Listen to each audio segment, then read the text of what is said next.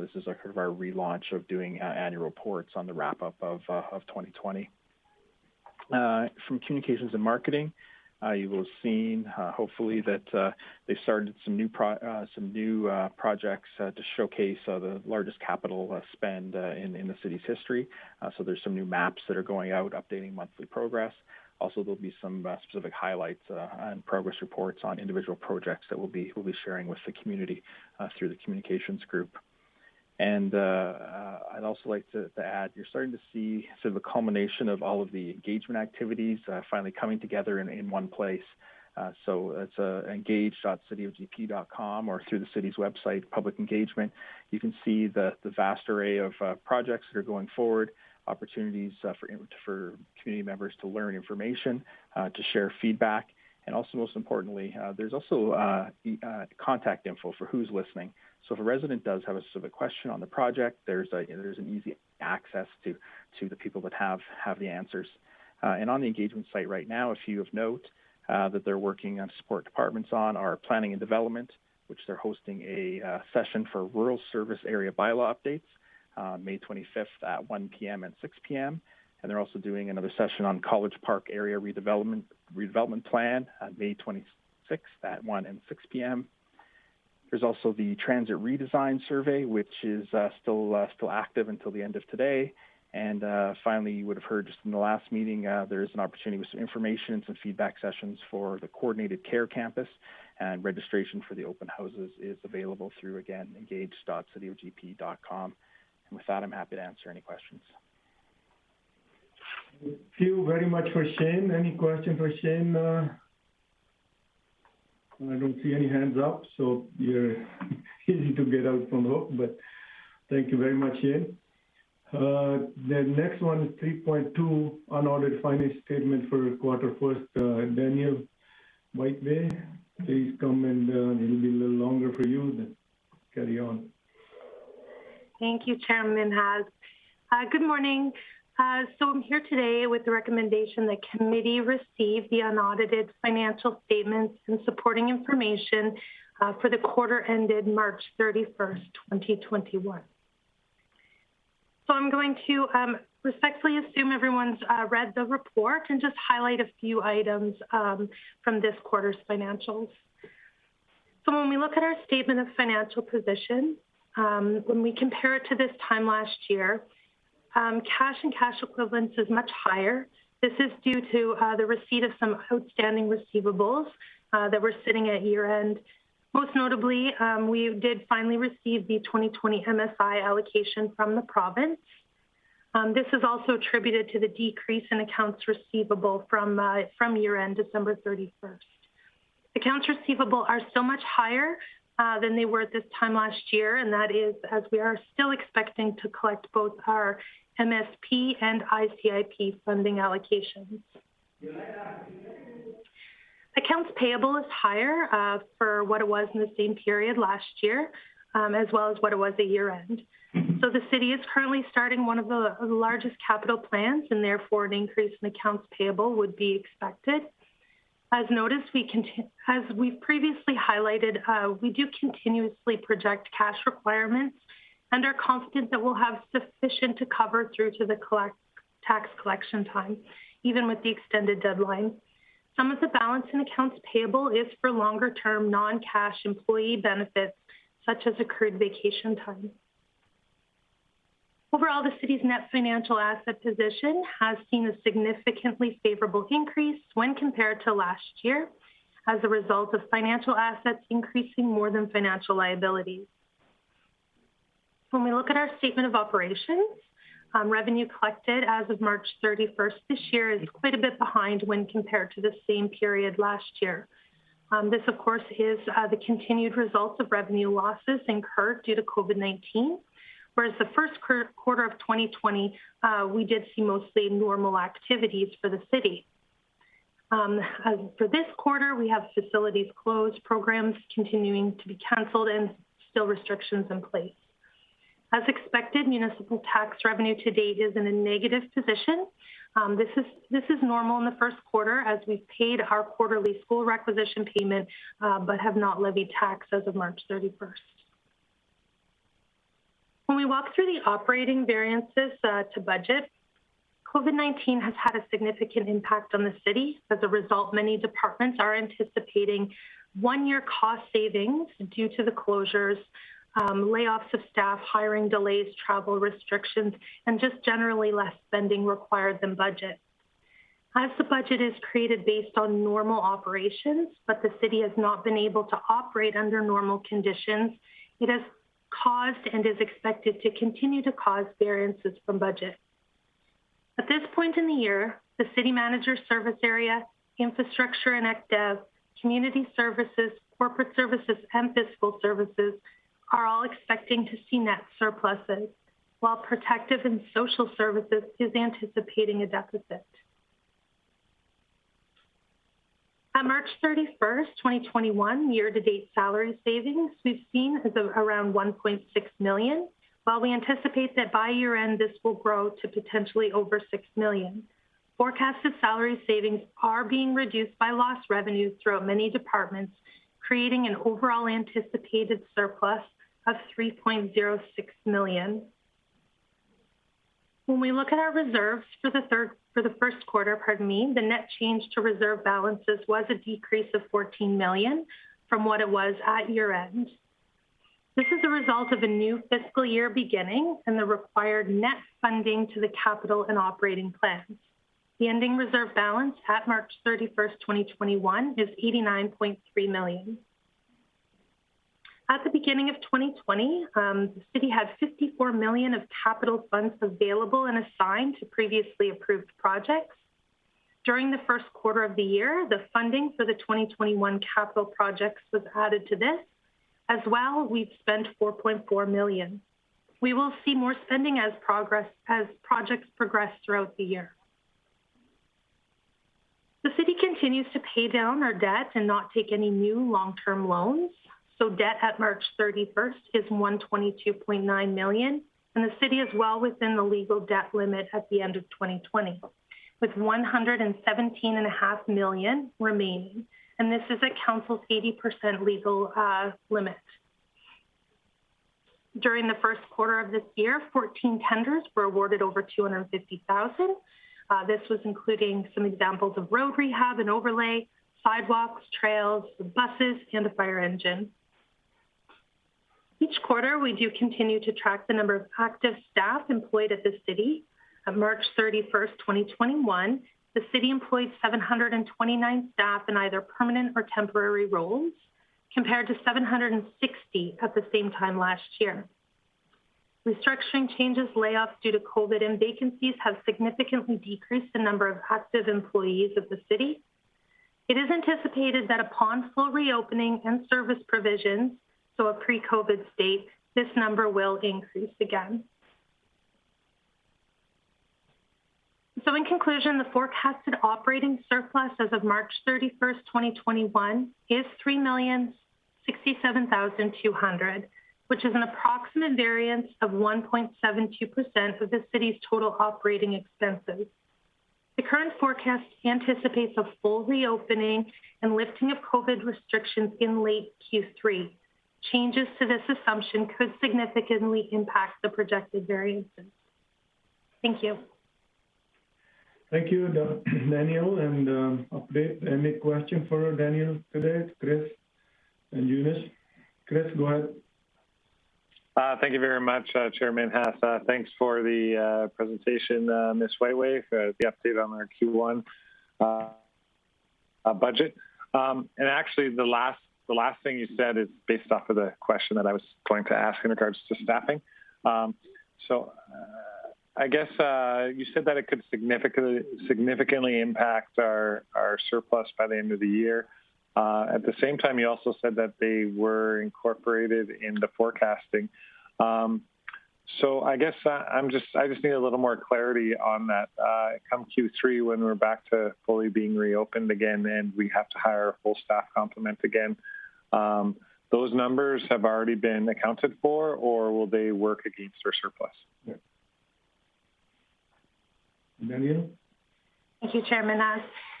Yes, so the entire forecast assumes a reopening late Q3, so really only normal operations for the last quarter of the year. Salaries are a very large budget item for the city, so even just 1 quarter of operations versus 3 quarters of being kind of shut down and restricted does make an impact on the variances. But we've assumed that full reopening kind of idea as of Q3. Hopefully that happens, but at this point, that's all we can really estimate. Okay, beautiful. Thanks so much. So just by that assumption, I'm just going to make a quick comment. We could even, if things continue as they are, that salary variance could grow if we're not back up and fully operational by Q3. Yes? Yes, that's absolutely right. If we were shut down for the whole year, this variance could grow. Okay. Thank you very much, Daniel. Thank you, Chris. Junice? Thank you, Chair Minhas. Ms. Waitway, I just am trying to understand the language in the staff complement. So it states that there's 729 staff compared to 760 staff employed. But then it refers to a significantly decreased number of active employees. And 729 to 760, what's that, about like 4% or something, is not significant in the face of COVID, I think. So the reference to significant impact, is there a difference between employed employees and active employees, I guess is what I'm looking for. And does that account for that language?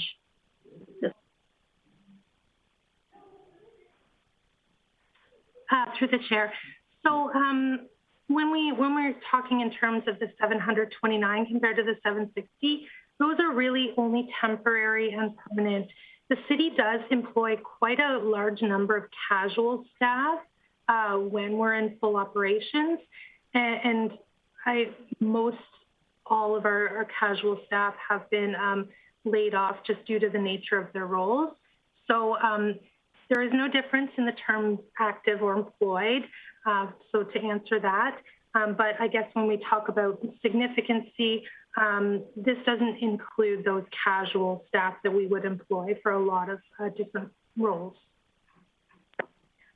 Thank you. And my next question is, understanding that it has no impact on or no relativity to FTE, what is the number of casual individuals that usually the staff would employ?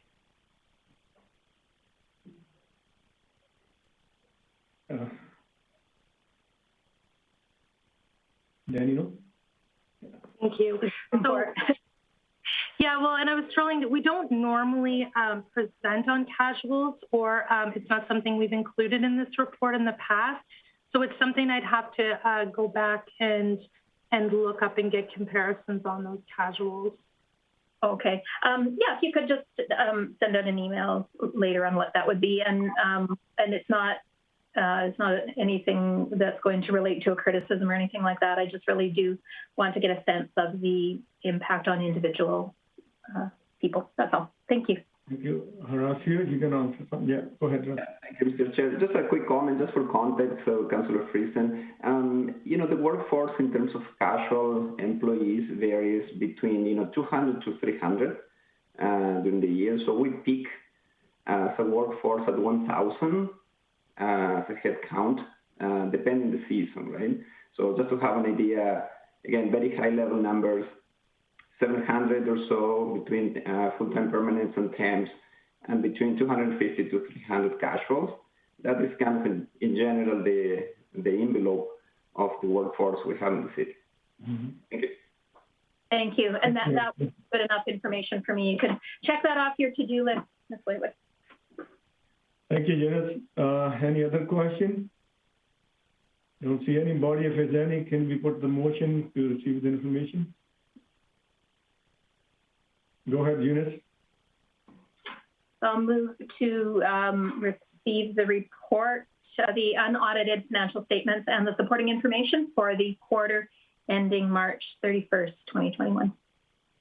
Thank you, Janice. The motion is on the table. Any question on the motion?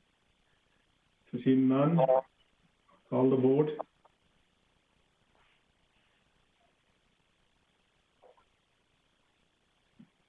It's carried unanimously. Thank you very much. And we move on to the next one. Oh, very correct. Oh, something is not right. And we're moving up to the correspondence in Grande Prairie Downtown Association. I will ask her to update. Go ahead, Mayor Clinton.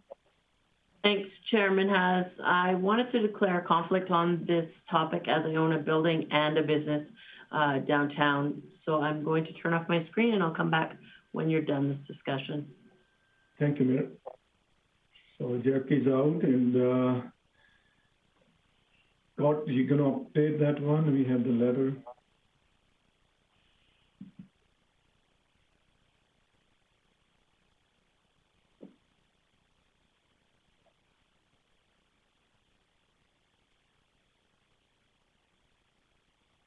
Yeah, Eunice, go ahead. Oh, sorry. Your microphone, Scott. Yeah, I got it. Thank you. Yeah, I thought we were frozen there for a minute. So, yeah, I'm going to bow out here as well due to conflict. Oh, sorry. Okay. Thank you. Eunice is calling too. Okay, Scott, go ahead. So, thank you, Chairman Haas. So, I just wanted to clarify for committee some background on the BIA. There seemed to be just a little bit of confusion at the last council meeting when this correspondence came forward. So I just wanted to let committee know that the BIA is for the businesses within the downtown area, not the property owners. There seemed to be a little confusion around that. So the property owner will receive the regular tax bill, and the businesses that operate downtown will receive a separate notice. Assessment staff go door to door to update this information every February, so we ensure that we have any new businesses that we need to add and any businesses that have moved out. So the BIA levy and the bylaws associated with it were passed by council back in April, and the total levy is around $335,000. $302,000 of that is as the Downtown Association's budget, and the remainder would be the city's cost to levy and collect the funds. The Downtown Association's already been issued their requisition. The funds were issued to them soon after council approved their budget in March. And just for some clarification, depending on what committee and council decides to do, BIA notices are typically mailed to the businesses at the same time property tax notices go to the property owners. Thank you, Scott, for updating and getting the confusion clearance. Is there any question for Scott on this? Go ahead, Eunice.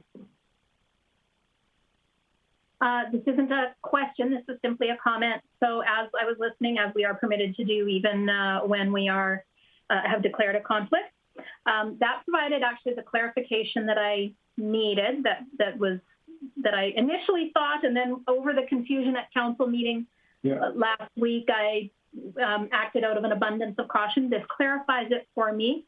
I will come back in. I do not have a conflict here. Thank you. Thank you, Eunice, for that. So any questions for others for Scott? If there's none, do we need this one motion or we don't? We just need to see. Scott, go ahead, Kevin. Yeah, this is a question. I'd like to make a motion that we receive this report for information, and with that, administration, the outlook I'm looking for is a more wholesome discussion with all of council, and if we can arrange that somehow, then I would be happy with that. Thank you, Kevin. Motion on the table. Chris, go ahead. Thank you very much, Chairman Hess. I'm okay with receiving this letter for information. I think we have a meeting with the Downtown Association with all of council scheduled for Thursday, so I think that one's in the works. I guess no, I don't have any questions, Scott. You're pretty succinct in your description of the BIA and where contributions go. So I don't know if there's much more we can do with this, or even rereading the letter and being part of those meetings if that's the direction that the city wants to go. Wholesale, I guess, is the best word for the day. I don't have a vote on this committee, but I'm okay with it being received for information and having that conversation with the DTA on Thursday. Thank you very much, Chris, for that update. And motion is on the table. Any other question? If it's not, I'll call the Shane. Shane? Yeah. Go ahead, Shane. Just the administration just wants to make sure we're clear on this. So this has been at council already, and council moved it to this committee for some debate and direction. Under the normal course of business, we have all we need to send these bills to the business owners as it would be the normal course of action. So just ensuring some clarity if it is just received for information, or if it is that you'd like to have the meeting with the Downtown Association this week and this come up at the next council agenda, we could put it on the next council agenda. So it really is just, we want to make sure we have your intent of a final decision, because we do have all the approvals we need to just proceed as normal. Fair enough. I will withdraw my motion and just go as normal. Accept this letter for information only, and continue on with the process of handing out the information to the Downtown Association. Thank you, Kevin, to do that. And I think any question on this one? If it's not, we'll call the vote.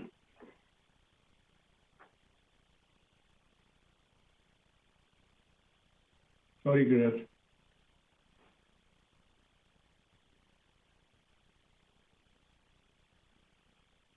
Motion carry unanimously, and with that, we don't have any other.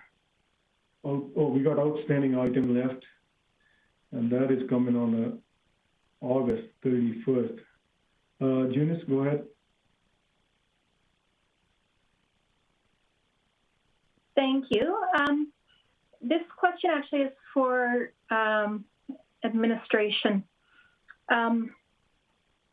Is there a way of offsetting business owners the hardship of the downtown construction on them, specific to so offsetting the levies because of it? So what I'm wondering about is, would there be potentially a grant that we could give back either to downtown businesses directly or to the BIA that they would maybe use to reduce the levies for next year, that sort of thing?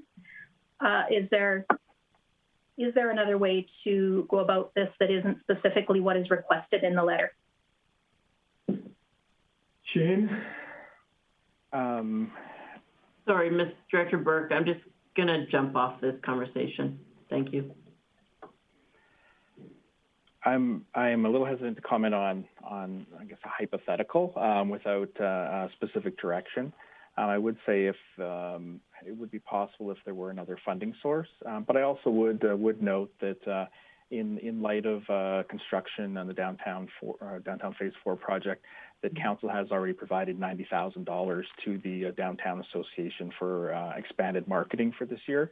So there has been some significant support to provide Downtown Association in this fiscal year. Thank you, Shane. I got a question on this one too, Shane. My question is, when we do the business levy to the business owner, there's like example is bank.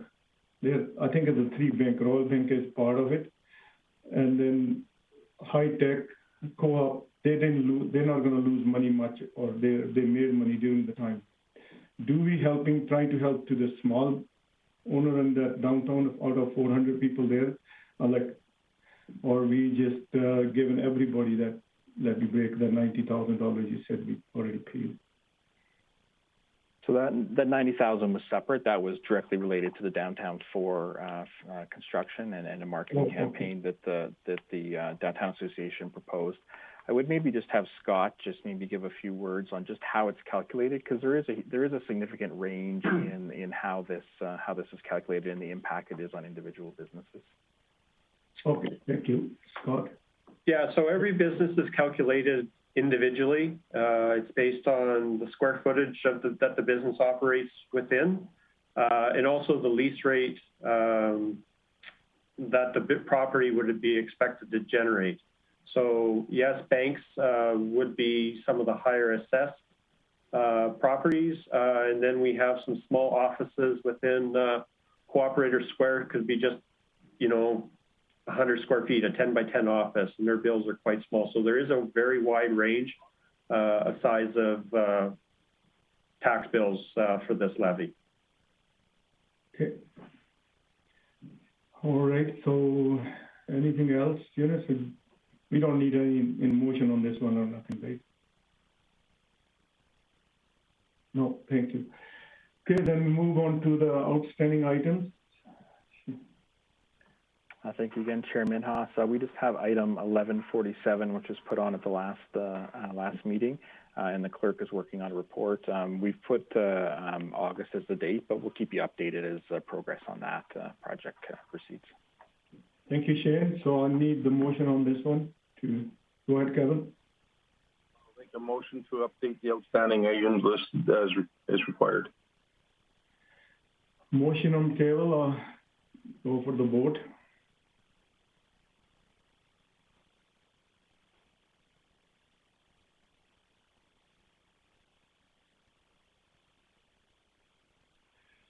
Motion is carried on unanimously, and with that, we have adjourned the cooperatives meeting, and then I think the next is community services. And